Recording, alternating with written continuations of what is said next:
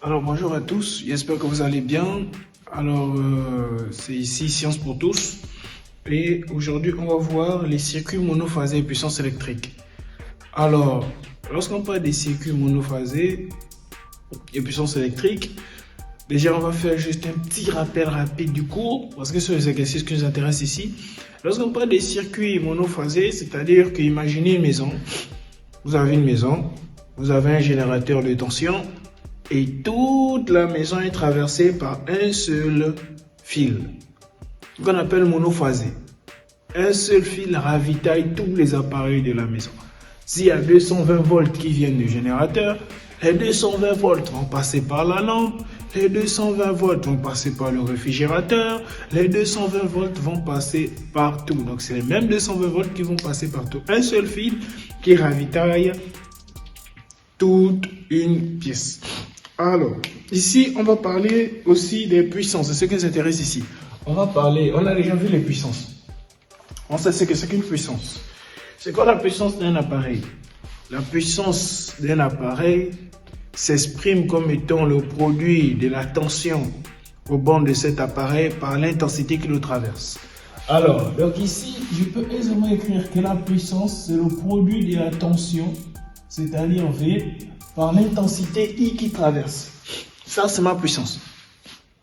Alors, dans les circuits monophasés, on va en monophasé. Il y a un mot qui nous intéresse, c'est phase. Donc, on va ajouter quelque chose. On va ajouter un cosinus phi. Et pour cette puissance qu'on va appeler Q, on va ajouter sinus phi. Cosinus phi, sinus phi. Pourquoi les cosinus, pourquoi le sinus? Justement, c'est l'histoire de la phase dont je vous parlais.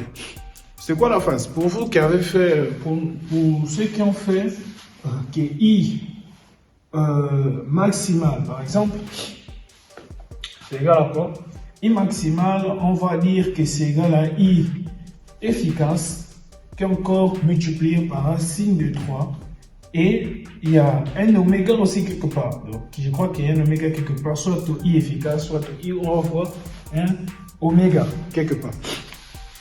Un oméga qui va nous donner aussi un phi, comme ça. C'est-à-dire que, si je me souviens bien, c'est I maximal qui est encore égal à I efficace, multiplié par quoi?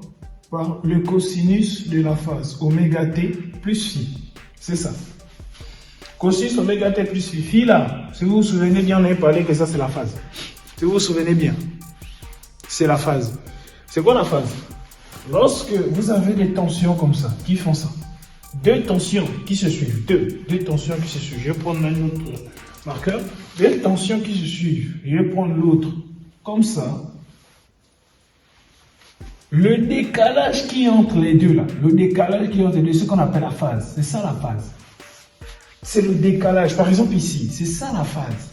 Le décalage, le léger décalage qu'il y a entre les deux. C'est ce qu'on appelle la phase ici. D'où c'est un angle. C'est un angle. Voilà pourquoi ici on a mis phi, c'est un angle. C'est un angle. Voilà pourquoi on a mis phi ici. Donc, c'est de ça dont il s'agit ici. Donc, ici, cette puissance, on va l'appeler puissance active. Et cette puissance, on va l'appeler puissance réactive. Alors, la puissance active ici, elle est caractérisée par quoi? Par le cosinus phi. Alors que la puissance réactive, elle est caractérisée par le sinus phi. On retrouve la puissance active, P. Réactive, c'est Q. On retrouve la puissance active, c'est la puissance consommée par un appareil. On va voir des exercices où on va parler de puissance absorbée. C'est la puissance absorbée, la puissance consommée par un appareil. C'est pas forcément la puissance nominale, parce que la puissance nominale, c'est la puissance consommée par un appareil en fonctionnement normal. Non. Ici, la puissance active, c'est la puissance justement consommée par un appareil. C'est tout. C'est quoi la puissance réactive? La puissance réactive, c'est la puissance d'un appareil, ici, c'est-à-dire la puissance produite. Elle est produite par l'appareil en fait. Elle est produite par l'appareil, elle est caractérisée par une magnétisation. Donc on va le voir lorsqu'il s'agira de traiter des trucs comme des arsenals nucléaires, un truc comme ça. Donc elle est caractérisée par une magnétisation en fait. Et en dernier lieu, on va parler de la puissance apparente qu'on va appeler S. S, c'est ceci, c'est Q au carré plus P au carré. ou S encore égale à V multiplié par I, tout simplement.